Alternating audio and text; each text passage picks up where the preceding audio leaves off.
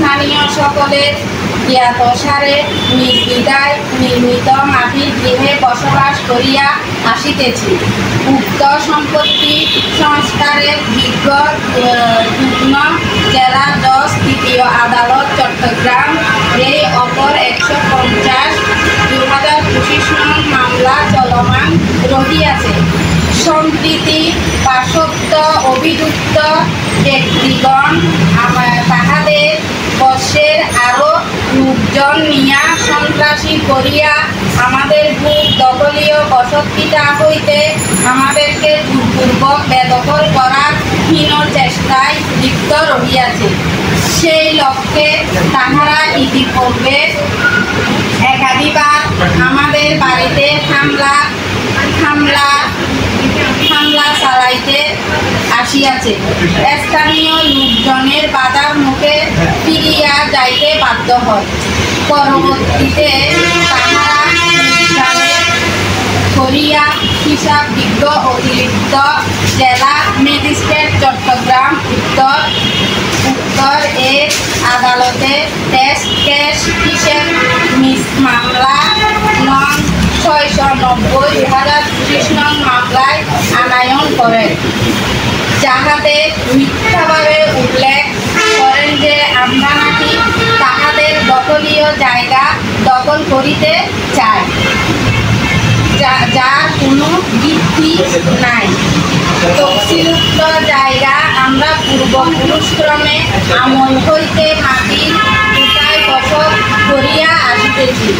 বসত ভিটার সংলগ্ন জায়গার এক পাশে আমাদের পিতা ও মাতার শ্মশান রহিয়াছে, আর এক পাশে আমাদের পূর্বপুরুষের আমল থেকে রূপিত বিভিন্ন প্রজাতির গাছগাছালি রহিয়াছে, আর একদিকে আমার দোকান গৃহ রহিয়াছে, যাহা উক্ত সন্ত্রাসীরা কুরবানের বন্ধের একদিন আগে সন্ত্রাসীমূলক কাণ্ড কারখানা চালিয়ে লোহার পিলার আর কেটাতার দিয়ে দিয়েছিল।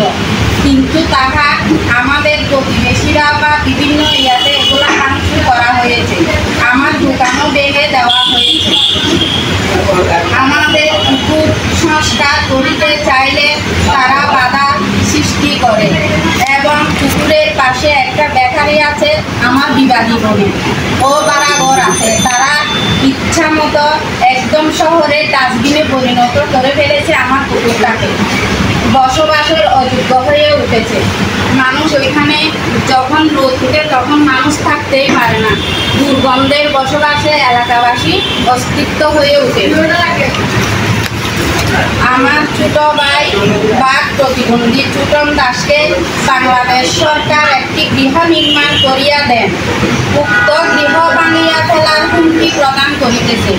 আমাদের পুরানো মাটির গৃহ ভাঙিয়া করিলে তথা নতুনভাবে টিনের গৃহ নির্মাণ করি তথা পুরানো 1996 ইংরেজি সালে সরকারিভাবে আমাদেরকে পুরানো মিটার দিয়েছিল। সেই মিটার যখন মাটির ঘর ভেঙে পড়ে তখন মাটির নিচে চাপা পড়ে যায়।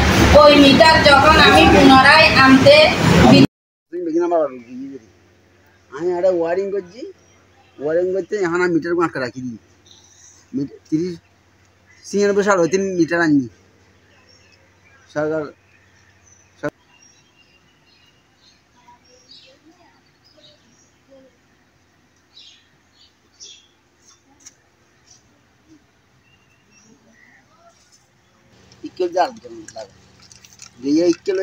আর ইকে সোজা সামনে ফুকুন না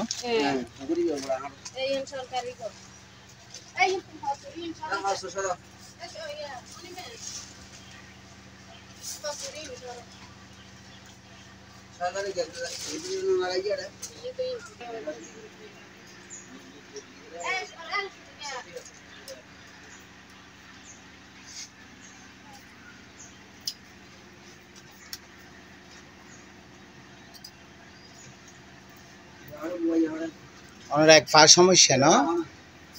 ওনার নাম কি? অনিমা।